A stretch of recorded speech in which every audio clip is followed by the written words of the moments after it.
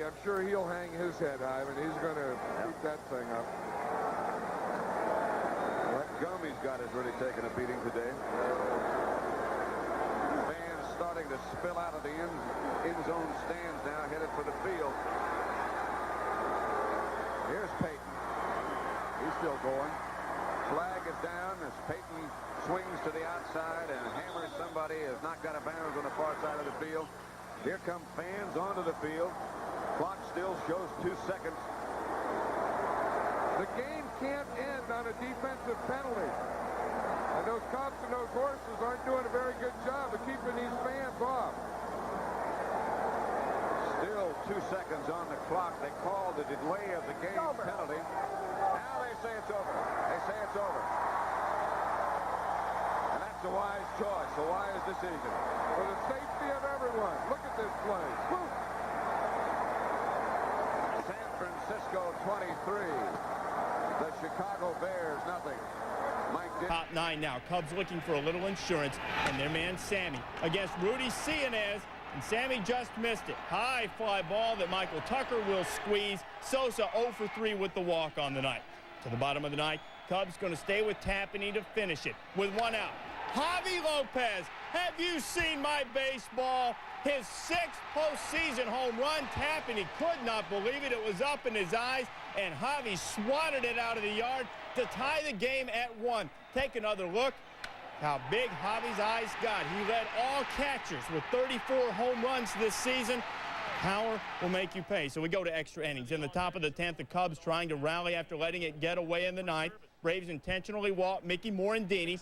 So the Cubs going to send out Henry Rodriguez, and Bobby Cox goes to Odalis Perez, a 20-year-old rookie, spent most of his season at Greenville, but Cox said he doesn't scare easily, and he did not. Cutting down former Brave Jeff Blauser, and then Javi Lopez threw out Morandini, who was trying to swipe second. The bottom of the 10th, we're tied at 1. Tony Graffinino laying down a bunt.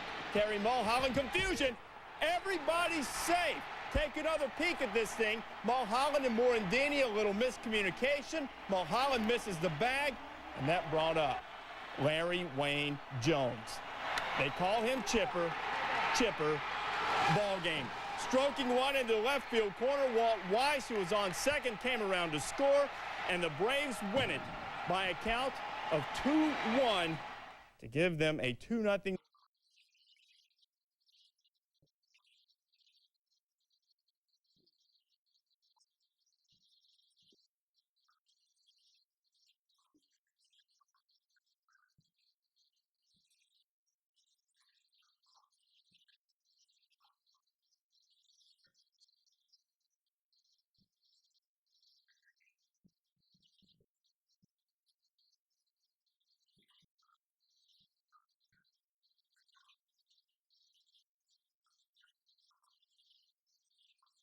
And that's how far the Oilers are away from celebrating this championship. The Clarence Campbell Championship. The last shot on the net for the Hawks this year. This game is over. The Edmonton Oilers off the bench. Glenn Sather congratulated by Peter Miller over there, one of his staff. And look at the Oilers.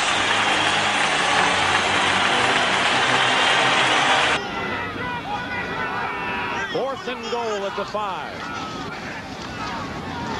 Flutie will try to run it, flips it, and it's knocked away by Fernandine on the pass intended for Keith Ortigo, and that will do it as the Redskins will take over on downs with 15 seconds to go. And you saw Joe Gibbs point, just kneel down and let the clock tick off, and Bobby Beathard and Joe Gibbs. And Walter Payton, a good look at his eyes.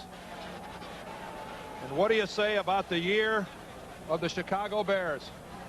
They had distractions. They had all kinds of problems. They had some big injuries to people like McKinnon and Frazier and McMahon. Let's not forget McMahon. And now what's been a tumultuous season for Chicago switches over to what will probably be as tumultuous an off season, because somehow you get the impression that Mike Ditka is not just going to sit back and say, well, fellas, we're going to do next year what we did this year. I don't think that is any longer acceptable. This will be the second home playoff loss in history by the Bears. Their only other one was against the Redskins 49 years ago.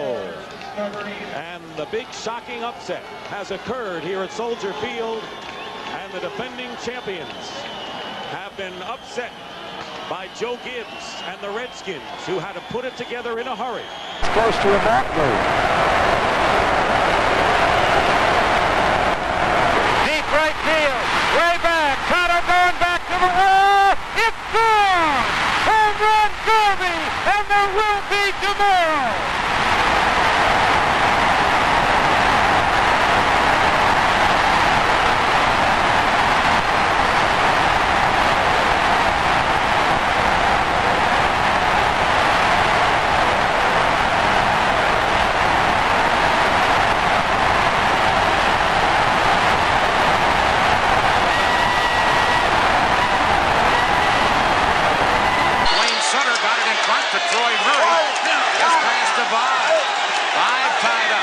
Side of the net to Wayne Sutter, doing a save on that.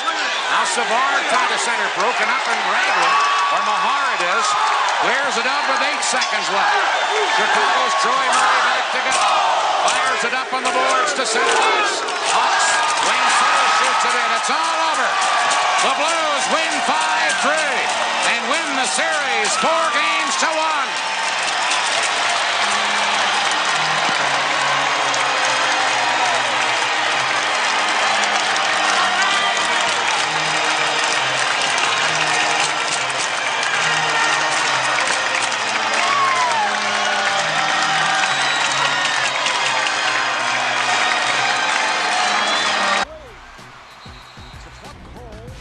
Me feeling pretty loose.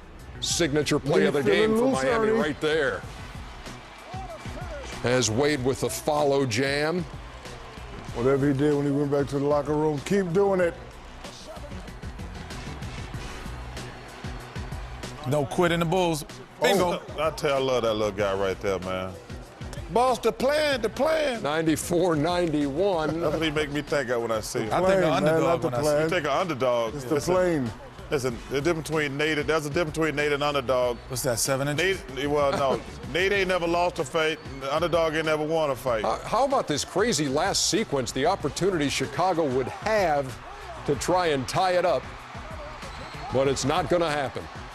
And Miami, after building that huge lead early, having to come back late, and they eliminate the Chicago Bulls in 5, 94-91 the final. James had 23, 7 and 8. D. Wade with his 18. 2-2.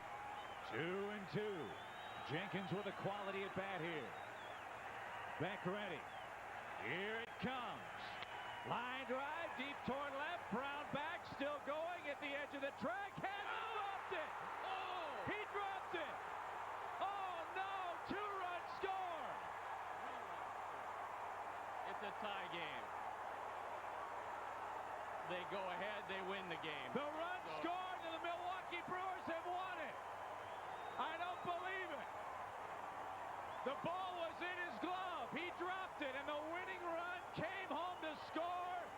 Oh no, in Milwaukee. The ball bounded away with the runners going in what looked like the end of the ball game. It just bounded away. Burnett's never stopped. The ball bounded away. It for a while looked like he was going to stop at third. And then he came trotting home with the 8th and winning run. Wow. And Brant Brown absolutely beside himself. Oh, my. What a ball was game. in his glove. And what a way to end it.